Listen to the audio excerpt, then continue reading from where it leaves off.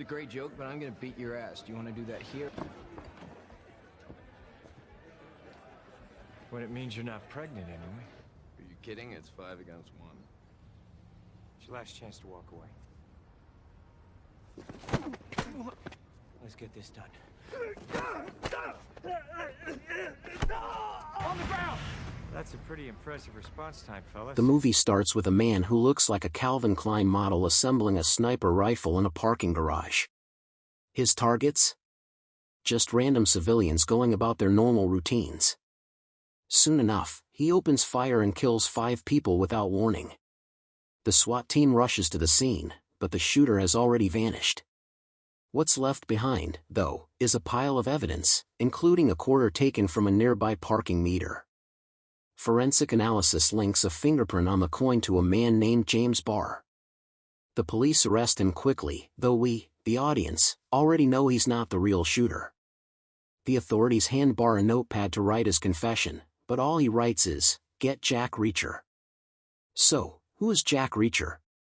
A quick search reveals that he's a former U.S. Army military police officer with a tough, enigmatic reputation. The film makes a point to repeatedly emphasize how dangerous, mysterious, and womanizing he is. Reacher walks in confidently and asks to see the man who requested him, James Barr. Unfortunately, Barr was severely beaten while in custody and is now in a coma, leaving no chance for answers. Reacher then meets Helen, Barr's defense lawyer. He initially tries to walk away, claiming he doesn't know why Barr reached out to him. Still, before he leaves, he shares what he knows. Barr was a military sniper in Iraq who never got to pull the trigger. This left him with a dangerous craving. One day, he allegedly snapped and shot several military contractors. Ironically, those men were later found to be involved in human trafficking, so the incident was quietly buried. Reacher had once told Barr that if he ever got into trouble again, he would return, not to help, but to bury him. Yet here he is, staying to help under the condition that Helen investigates the shooting victims more closely. Their first stop is to speak with the victim's father, which doesn't go well. Reacher also double-checks the evidence and calls the case too neat, open and shut. A detective notices Reacher doesn't take notes, and Reacher casually says he doesn't need to. Later, while at a bar, Reacher gives a waitress a prolonged stare, followed by a flirtatious approach from another woman. When he suggests she might be a prostitute, she's insulted, and so are her 4 brothers. This leads to a street fight where, despite being outnumbered, Reacher wins easily because, of course, he's a badass.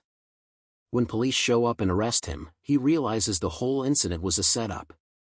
Helen arrives and bails him out, taking him to a seedy motel. There, Reacher washes his only shirt in the sink, apparently meant to look cool and rugged. Meanwhile, the sniper from the beginning meets with a thug who informs him that Reacher was targeted in a bar fight. The sniper is annoyed at the sloppiness, and so is his boss, a ruthless Russian gangster. As punishment, the thug is ordered to eat his own fingers. He starts with his thumb but can't go through with it, so he's fired. Back on Reacher's end, he tracks down the woman from the bar. With his intimidating stare, he gets her to admit that someone named Jeb orchestrated the setup. Reacher takes her car and address, and she even flirts with him, asking him out. But he's not interested, he's a lone wolf. At Jeb's place, a woman pretends to be unconscious outside. Inside, Reacher gets into a messy fight with 2 clumsy henchmen, followed by a third guy who doesn't seem to understand how guns work. Reacher takes them all down and steals another car. Later, Reacher tells Helen he's starting to doubt Barr's guilt. Leaving behind so much obvious evidence, like a fingerprint on a parking meter coin, doesn't add up. Why pay for parking if you're about to commit mass murder? And why are thugs trying to kill Reacher if Barr is really guilty? Helen runs a license plate Reacher saw on a tailing car. Turns out it's registered to a company called Lebendow, and one of the shooting victims had been involved in a legal dispute with them.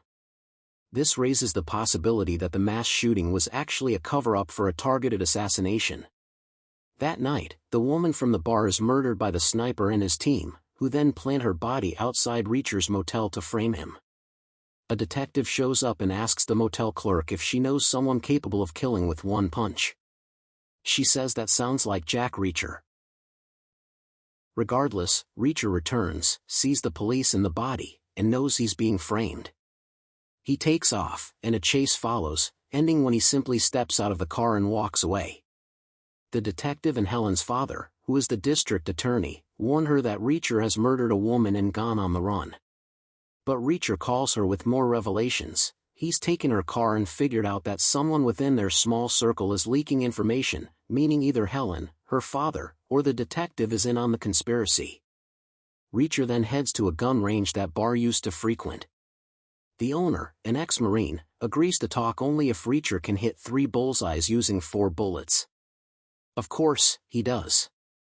The owner claims Barr was the best civilian marksman he's ever seen. But Reacher argues that Barr wasn't this skilled in the military, which raises suspicion.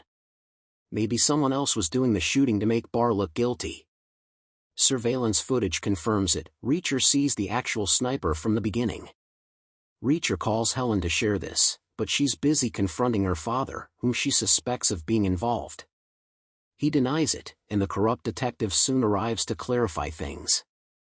Meanwhile, the sniper calls Reacher and tells him to come to a location, alone. He drives to the location reclined in his car seat, yes, really, but ends up stuck on a rock. Fortunately, the ex-Marine shows up and provides cover fire.